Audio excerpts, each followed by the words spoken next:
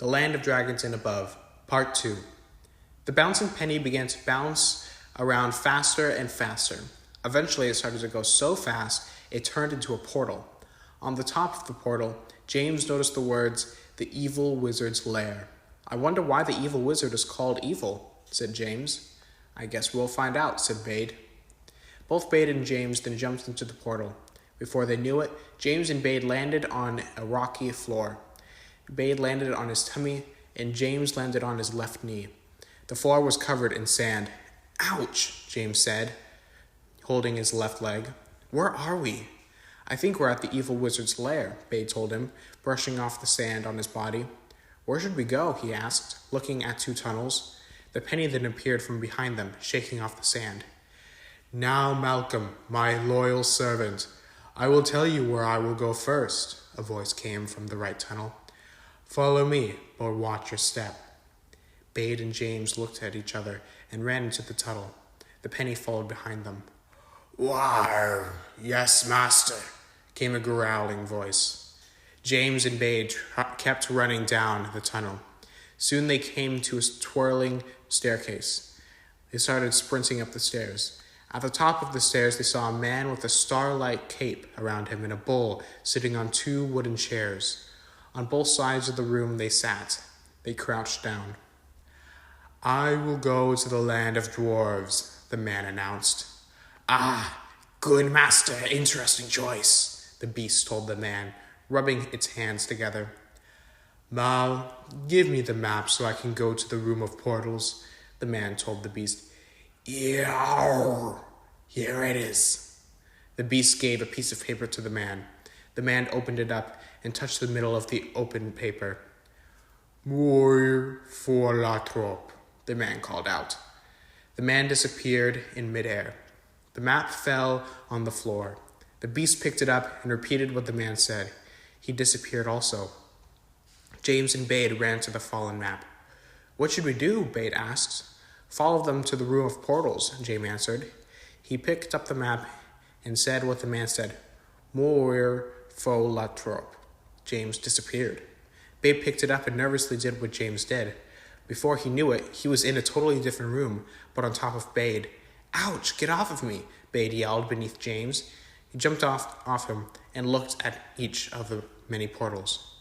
"Which one goes into the Land of Dwarves?" James asked. "Follow the hoof tracks," answered Bade, standing up. They followed the hooves until they reached a wall. "This is just great. What problems will happen next?" James yelled. He leaned on the wall and sunk right into the wall. "James!" Bade yelled after him. He jumped right at the wall and started floating. They flew up to the ceiling of the room. The penny, however, who had been following them, seemed to be unaffected by the reversed gravity. It began to bounce around quickly again to form a portal where the hooves were. At the top, James saw that the new portal was labeled the Land of Dwarves. It was a purple portal. However, they kept on floating upwards. "Look at me, I'm flying," James called. "It seems to be zero gravity." "There's the portal," Bade called, pointing downward. "How did we get there?" Soon they saw two guns with a suction cup on it floating around. "Grab one and aim it at the floor," James called. Bade moved his arms like a bird to fly, then grabbed one of the suction cups and aimed it at the floor and shot. The suction cup went zooming to the floor and pulled Bade with it, landing at the floor. "It could bring us to the portal," James exclaimed. They suction cupped to the portal and creeped inside and landed in a new world. James looked around. He was in a small city with dwarves. So extraordinary, he thought. He looked at Bade. He was staring at the city too. They started looking around.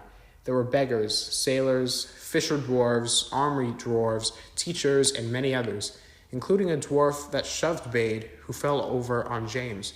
"State your business," the dwarf told them. We need to tell all dwarves to evacuate, to be safe from the safe wizard," Bade told the dwarf, thinking about what the evil wizard said. "What? Why? We are with the evil wizard. That is why you saw some of the army dwarves," the dwarf told him. "By the order of the evil wizard, all people against this must either be executed or go to dwarf jail," the dwarf told them. We obviously choose jail," Bade said. "Though shouldn't there be a different choice?" "No, you must go to jail," the dwarf answered James, and Bade looked around. Nobody was looking at them. The dwarf snapped his fingers, and army dwarves started to circle around Bade and James. The dwarf pushed them around again. The army dwarves easily put handcuffs on them. The army dwarves led them to a giant tower. It was so tall the top of the tower couldn't be seen. It was built of stone and went up to the clouds. Very intimidating. Very few candles gave light to the dark and large tower. How ironic, a large tower for a dwarf jail. See the top there? That is where you will be staying, an army dwarf sneered. Bade looked at James in an afraid look. They led them to the door. James struggled to be free, and Bade tried to run away again. Before they knew it, they were climbing stairs to the top of the giant tower. Bade tried to look around for the penny. Can't it help them escape? But for some reason, the penny was nowhere to be found. They looked at the cell. It was tiny, only the size of a small closet. 2 army dwarves pushed them in the cell. James bumped his head, but Bade was lucky. He didn't get hurt. Ouch, James yelled, holding his head. The army dwarves left them to go back down. What do we do? James asked. For now, I think we just wait, James answered, rubbing his head. Bade sighed. How long would they be stuck here? Bade was sleeping on the floor, shivering. James was going to get them out. He reached towards the keys. Right as he was going to grab the keys, a dwarf grabbed them and put them in the keyhole. Who are you? James asked while the dwarf tried to unlock them.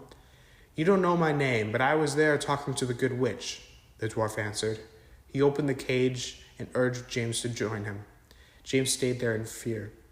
Do not worry. I am with the good witch. My name is Najentas. What is yours? James, he answered, standing up. Yes, James. Please wake up, Bade, Najentas told him. How do you know his name? I met him before you woke up in the good witch's castle. Now please, have haste. The army dwarves will come in any minute. Bade, only half awake, slowly walked with Najentas and James. They crept through a hallway. Soon they came to a staircase. Hide, Najentas whispered.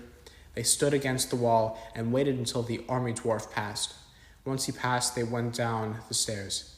Here, touch this to turn invisible, Najentas told them. They touched the television remote-looking thing and then couldn't see their arms, hands, or their entire body. Bade gasped. He was now fully awake. Put on these to see each other and yourself, Najentas gave them what looked like goggles. They were orange and had large lenses. They put it on and now could see each other.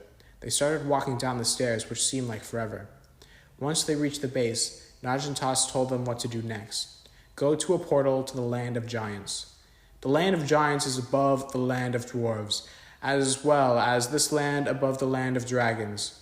Below that land is the Land of Humans, Najentas explained. What is above the Land of Giants? Asked Bade. We only know of one more land, the Land of Fawns, Najentas explained. But we didn't see any dragons in the Land of Dragons. That's where the good witch lives, said James. Yes, dragons used to live there, but when humans discovered magic, they were able to travel between the above lands. Many humans settled in the Land of Dragons. The land at that time was filled with dangerous dragons. The humans hunted the dragons to extinction. Once the threat was gone, humans separated into 2 kingdoms. Eventually, these kingdoms became the alliance of the good witch and the union of the evil wizard across the above lands. Things were fine until rumors spread that the evil wizard had brought dragons back from the dead.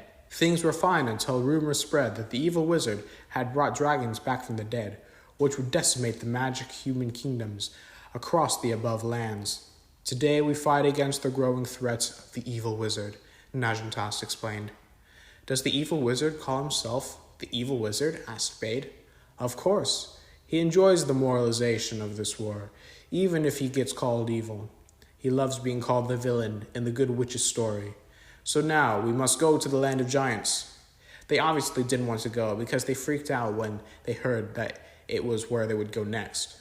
Could we go anywhere else? Bade asked. Please trust me, was the reply. They started promenading towards hills with portals at the top. Which one? James asked. That one, Najentas answered, pointing to a tall hill. I will now turn you visible.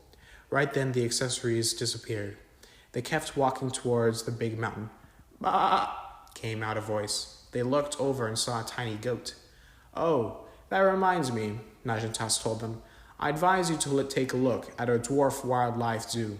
There are many animals like..." He continued. "Let me guess, you were once the dwarf leader's helper?" Bade asked. They stopped, and Najentas looked sad. "Yes," he told them. "They recently kicked me out. I still have the bruise from the kicking." They continued walking. The three continued their path up the tall hill. Finally, they made it. "Yes," James called out, who was the first one up there. "We made it." The sun started to come up. "Ah, yes," Najentas told them. "A new day has begun." They looked at the portal. It was purple mixed with yellow. "Should we go in?" Bade asked. "Any time you are ready," Najentas answered with a smile. James ran right in, followed by Bade. "Goodbye, home," Najentas whispered, looking back. "Someday I will come back." Then he ran right into the portal. James looked around. They were at the foot of a giant mountain. Bade and James stared at the mountain. The mountain was larger than anything the brothers had seen before. "At the top is the town of giants," Najentas told them. Bade and James frowned. "But don't worry," said Najentas. "I will change you so that you will not be tired only while climbing this mountain." Suddenly they felt strong. They started their long journey of climbing. "Sir, we have a problem," an army dwarf called, running to the evil wizard. "What is it?" the evil wizard growled. "The two boys have escaped." "What? That is impossible," the evil wizard yelled. "They also head off with a dwarf. It is betrayal." "Only a dwarf who knows the city well could have gotten them out," the evil wizard told him. "I know, though we think we know where they are. The Giants' Mountain in the Land of Giants," the army dwarf told him. "Should you continue your plan?" The evil wizard thought. "Yes, I will tell the giants if they don't join me, they will be destroyed. Feel free to kill any giants that reject us," he yelled. "Malcolm, prepare my portal. We are going to continue our plan." "Yes, sir." Finally, they reached the top of the mountain. Everybody was happy to finally make it. "Woohoo! Yay!" they cheered. They jumped and ran around. James saw a green, big rock and ran to it. The rock started moving and unfolded itself until they saw a giant. "Who trespasses?" it yelled. The three looked and saw a giant. The green and mud-covered shirt and pants were the first to see. The giant was holding a giant club with its chunky arm. It had a large beard and big green eyes. The clothes were ripped here and there, and a hole in the middle of his left arm. They stared at it until it asked again. "Who trespasses?" it yelled. I am Bade. This is James. And this is Najentas," Bade told it. "Good giant," said Najentas. "We come to warn you of the ongoing threat of the evil wizard." "Evil wizard?" asked the giant. "What evil wizard?"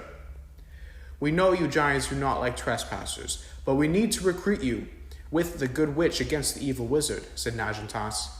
"Follow me," the giant told them. "We shall see what your fate shall be." James and Bade were scared and were in the middle of arguing giants. They were in a council of giants. Najentas stayed calm. They discussed their fate for a while. Finally, the giants came to a conclusion. "Kill them unless they prove that the evil wizard is real," was the conclusion. A giant started coming. Just as they were going to be hit with a club, another giant stopped them. "Every giant, listen to this. 11 giants were killed by someone called the evil wizard," came a giant running. The giants looked at each other. "The humans and the dwarf was right," one of the council giants said. The giants soon knew that Najentas, Bade, and James were right. The three knew this. They have recruited the giants.